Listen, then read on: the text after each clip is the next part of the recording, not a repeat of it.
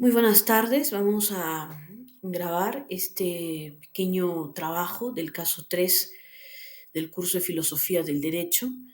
El caso 3 lo hemos denominado Corrupción del expresidente Alejandro Toledo en los procesos de licitación de los tramos 3 y 4 de la carretera interoceánica. Mi nombre es Liz Guamonte Castro y he venido trabajando este trabajo en los últimos días, ¿no? Vamos a entonces iniciar nuestra exposición. Vamos a indicar que en la etapa inicial, luego del índice, tenemos una breve descripción de la organización para poner un poco en contexto de lo que se trata el famoso caso Lavajato, que ha significado un proceso de desgaste moral e incremento de la desconfianza hacia la clase política, no solo de nuestro país, sino de toda Latinoamérica. Pero en el país constituye un esquema de sobornos a funcionarios y expresidentes de la República por parte de la empresa transnacional Odebrecht, de origen brasileño. Todo el destape se dio en los Estados Unidos cuando Marcelo Odebrecht confesó ante la justicia americana haber pagado sobornos a la clase gobernante de 12 países latinoamericanos por un monto equivalente a los 788 millones de dólares. Hizo hincapié que en el Perú, por la cantidad de líderes políticos involucrados, entre ellos 4 expresidentes, el Ministerio Público sostiene que Odebrecht entregó aproximadamente 45 millones de dólares entre coimas para hacerse de la interoceánica tramo 3 y 4. Al expresidente Alejandro Toledo, asimismo, señaló Marcelo Odebrecht que cuando dejó de ser presidente Alejandro Toledo, inclusive lo seguía llamando para pedirle su dinero, ¿no? Según las palabras textuales en su declaración al Ministerio Público. Este caso es muy importante porque ha demorado bastante. Recordemos que Alejandro Toledo estuvo extraditado más o menos 5 años y han pasado varios gobiernos para que finalmente el gobierno americano entregue al expresidente y se pueda iniciar toda su etapa de indagatoria, preliminar, investigación, hasta llegar a la acusación formal por parte del Ministerio Público y luego pasar a los correspondientes fueros del Poder Judicial.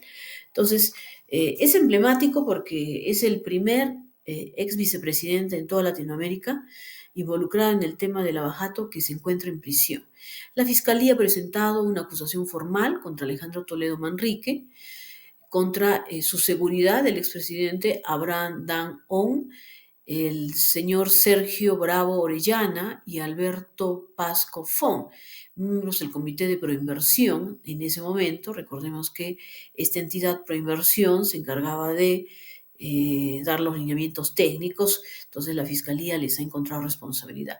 También se ha encontrado responsabilidad en el señor José Graña Miro Quesada, Hernando Graña, el señor Acuña, el señor Gonzalo Ferraro Rey, los Graña y Montero, Fernando Martín Gonzalo Camet Picone, JJ Contratistas Camet Generales, José Fernando Castillo Divos de ICSA, así como a los accionistas de las empresas incorporados al proceso como terceros civilmente responsables. A la solicitud de la Procuraduría, el señor Graña y Montero, JJ Camet, Generales e ICSA, además de incluirse a las mismas entregas concesionarias. Hay que recordar que este caso todavía no se ha cerrado porque el presidente Alejandro Toledo está siendo procesado además por otros vínculos. Sigamos con nuestra exposición.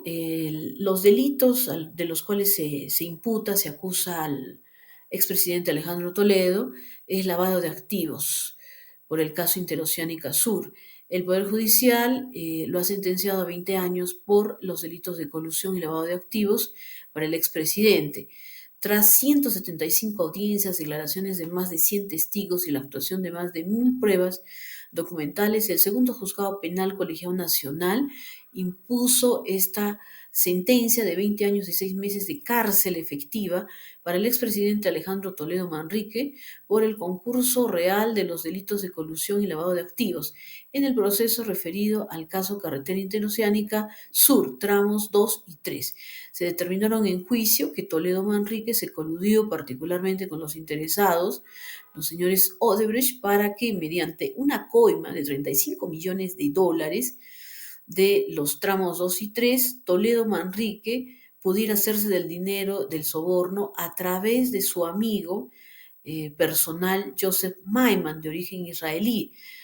Marcelo Odebrecht y el señor Barat han señalado que depositaban en las cuentas del señor Maiman para que éste le hiciera llegar el dinero al señor Alejandro Toledo. Posteriormente tenemos el resumen del caso. El presente caso de análisis trata sobre el análisis de la corrupción del proyecto Corredor Vial Interoceánica Sur. Como ya se ha señalado, los tramos 2 y 3, a partir de la realidad nacional, aplicamos algunas propuestas jurídicas y filosóficas de pensadores y filósofos peruanos, como son Francisco Miro Quesada. El caso se encuentra judicializado. La Fiscalía ha configurado la extradición, ya les hemos comentado ese tema, y sobre todo todo lo referente a este megaproyecto que involucra a varias gestiones de expresidentes. También están involucrados el señor Ollanta Humala y su esposa, la señora Nadine, porque también los señores Odebrecht han señalado que les dieron dinero, aproximadamente 20 millones en efectivo, para ser favorecidos por los tramos 2 y 3 en el caso del expresidente Alejandro Toledo.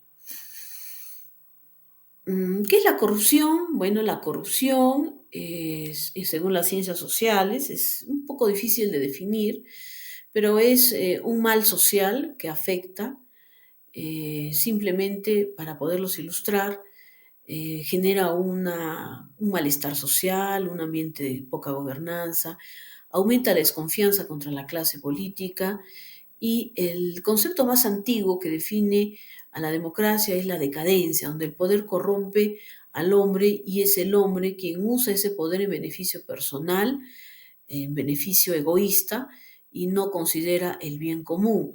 Definir la corrupción y lo que podemos hacer es un fenómeno bastante complicado. Vamos con la corrupción como principal problema en el Perú. Francis Fukuyama en el año 2005 describe la búsqueda de la competitividad. Distintos actores públicos y privados vulneran al Estado. La educación señala que es el único camino para que las nuevas generaciones no caigan en la corrupción. Y en cuanto al análisis de la filosofía del derecho en el Perú a partir del siglo XIX y XX, tuvo gran influencia de Europa. El pensamiento filosófico occidental llegó al Perú con el arribo de las primeras congregaciones religiosas hacia mediados del siglo XVI. A partir de entonces surgieron autores como los peruanos españoles afincados ya en el Perú, interesados en defender el pensamiento escolástico. Luego ya el mayor representante de esta tendencia es el lunarejo Isidoro de Celis.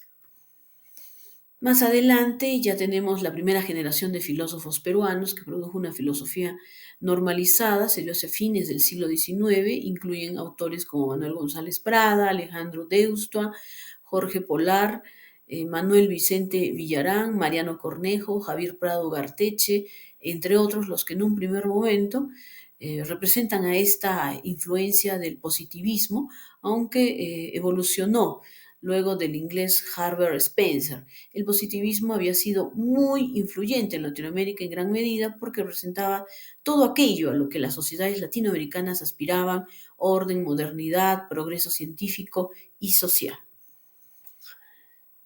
Bueno, eso ha sido todo. Muchísimas gracias.